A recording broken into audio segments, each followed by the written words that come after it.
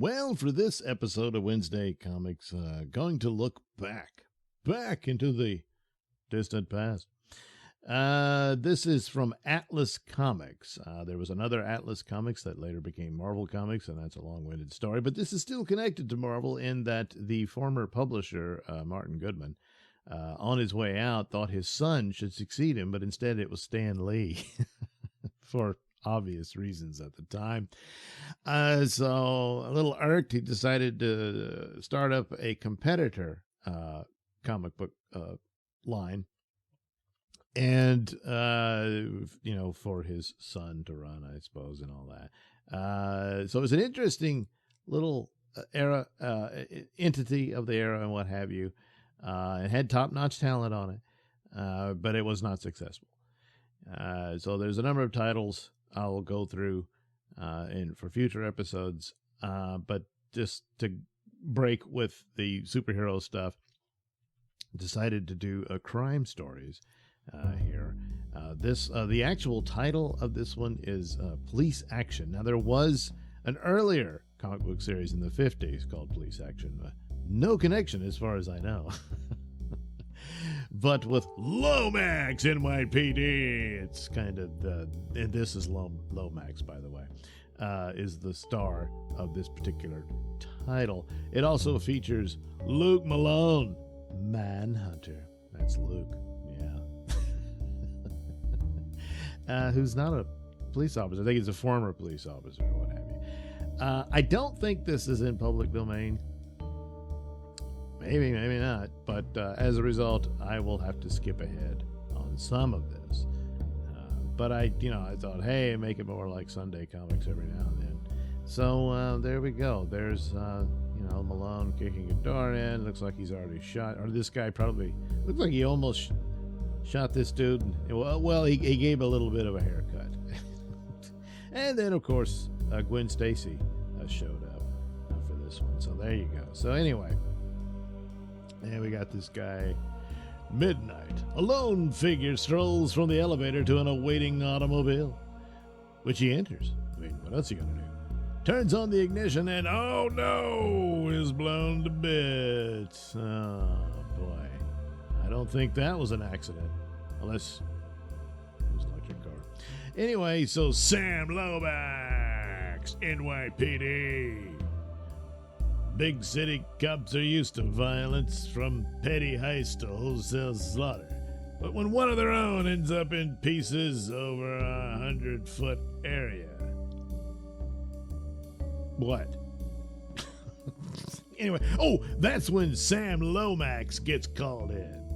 He's seen it all in 15 years on the force, but this case is different. Sergeant Brooks was an old friend. That makes it personal. God, it looks like a subway wreck. Where's Lomax? I'm coming, Captain. You knew Brooks. Any ideas on who had him dusted? Looks like they blew him up. That's what I mean. Oh, yeah. No. He served the city like a waiter for 16 years. You're bound to rack up enemies in that time. Steve was working undercover. Now he's there for keeps. See, it's a joke, because, yeah, I get it. Okay, don't ask me to make an idea. I can't even make the card model. Calm down, play it by the book, Lomax. No vendettas, we want convictions, not funerals. Well, you're gonna get one, because, he's dead. Anyway, Steve was one of the best high-explosive guys in the Corps. How ironic. What a way to buy it after all these years. He saved my skin in Korea. Too bad I couldn't return the favor while he was still alive. But Columbo was on, so I had to watch that.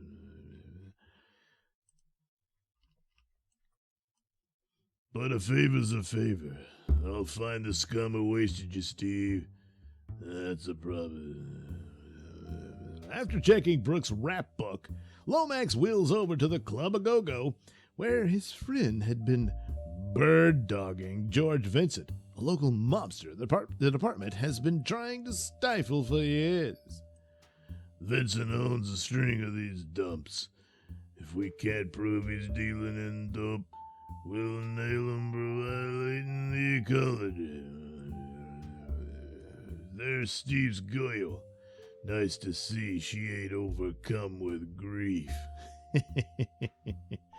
So there's the nightclub, and everybody. The hell, is that an old lady copping a fill? Yeah, whatever. What do you want, Lomax? I thought you might know who smoked Steve. You see, baby, you were the only person in Vince's crowd that knew Steve carried a bitch. Well, if it isn't Lomax, buzz off. Careful, don't upset the gentleman. He's got a short fuse. That's not how you... And Mr. Vincent don't want trouble with the law. Kiss off, Heat, now. Shoot. If that's your best shot, hero, you just wasted it. So he kicks their ass and everything, you know. And then he goes to see the boss and roughs him up, pulls his hair. And, you know, because he thinks he's behind the death of this old buddy is. So anyway, I think it's time I came down on Bobby. She knows a lot more than she's letting on. And yeah, I also mean something else by coming down on her. But anyway, minutes later at Bobby's East Side apartment.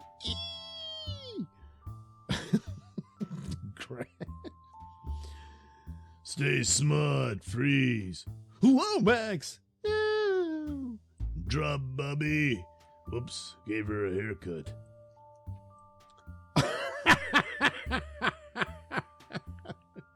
Right in the sack. You want some of this? Don't shoot!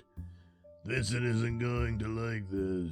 You're going bye-bye for beating up one of our citizens.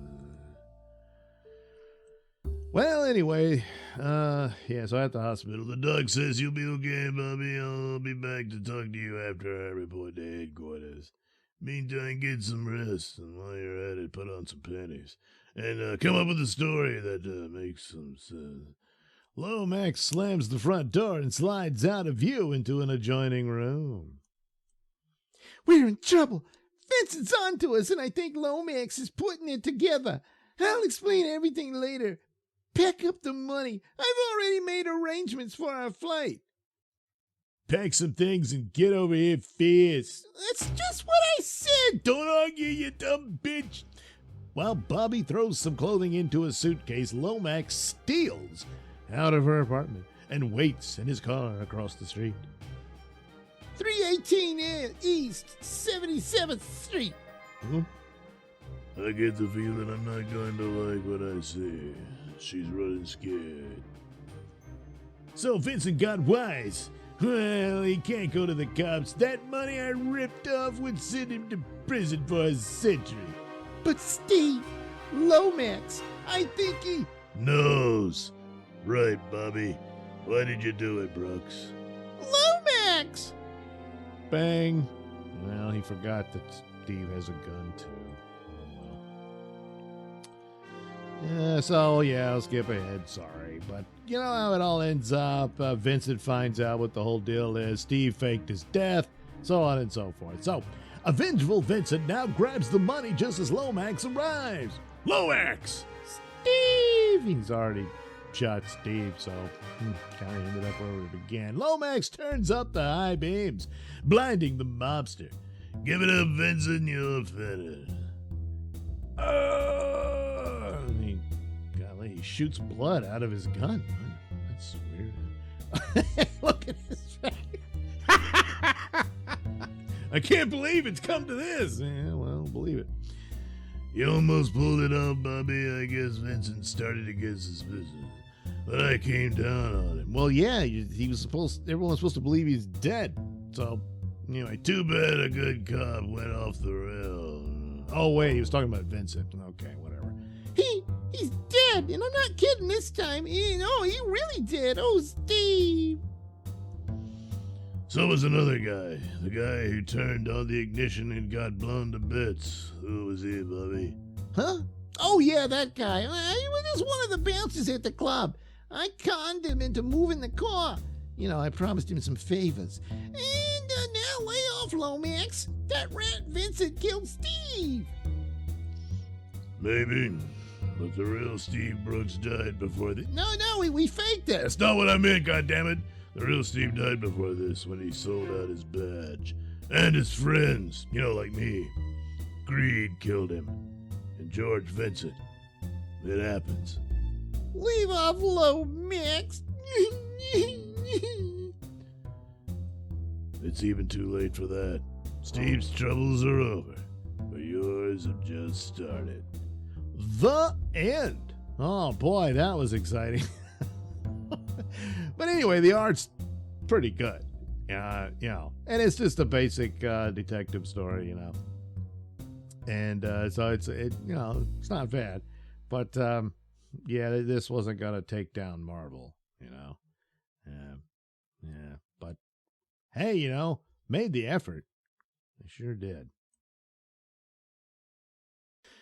So there were other comics I read. I'll make a few comments on Stargirl here. I read an old Star-Lord comic, which should be of some interest later.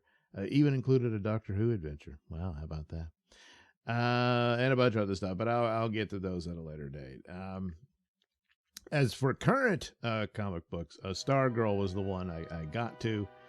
And it's just more of the same. It's not bad, but I just wasn't wowed by it, and a lot of it's pretty predictable as she and her buddy continue to search for the lost children, and that's about it. It's a tie-in for the real series, which is Justice Society of America, and a New Golden Age and all that stuff that Jeff Johns is working on. And we'll see where it goes, provided DC survives long enough to see its fruition. But this is a basic story. All the missing sidekicks, including some that never really existed, but they're going to weave them into the narrative of the old days. And so it's a very a cutesy type take on superheroes, which is appropriate considering those days of sidekicks all the time. And all that. And so, gee, what's going on in this mysterious island that they reach where all the kids are there? How'd they get there? There's some sinister villain behind it all, and all of that. And so it's just a basic romp of this sort of thing, but it's still mired in the setup of a universe in an attempt to explain all these old characters while adding new characters on top, like Red Lantern and all that, the Golden Age Red Lantern, I mean, that sort of thing. Well, I'll see what they do, but other than that, it's all right. But I think what I'll do is I'm going to complete this series, and then I'll give my thoughts on it overall, and that's about it. So I hope you enjoyed Lomax, and I'll see you next time.